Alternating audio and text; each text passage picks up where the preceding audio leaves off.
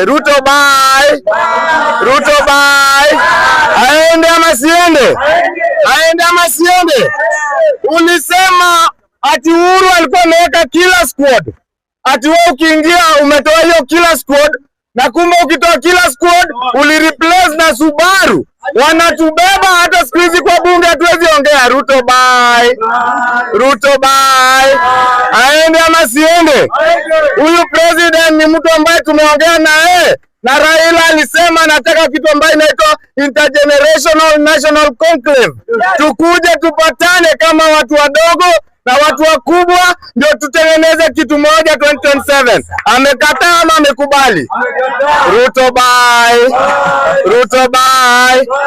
Mtu asikudanganye Mr. Ruto ati hapa Kenya ati utaiba kura alafu utatangazwa na kura hakuna.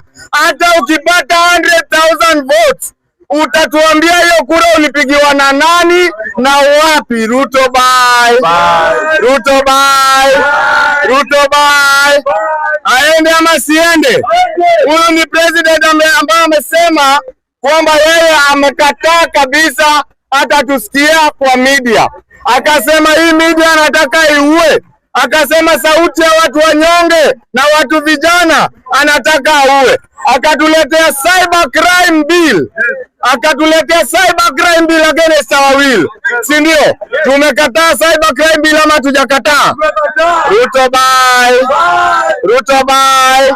Na tunakuambia Mr. Ruto, tumetangaza finali na tunatengeneza team. We are ready for you 2027. Ukuje na jeshi, ukuje na polisi, ukuje na nini? Ruto bye. Ruto bye. Tunamwambia from hapa, unaitwa Jivanji. Tunakuambia generation yetu ambayo the young people, the Gen Z plus the millennial, wameamua kwamba wewe tunataka kukimbia na wewe kwa sababu umeshinda wazazi wetu na utatushinda sisi. Ruto bye. Ruto bye. Ya mwisho, Ruto huwezi impose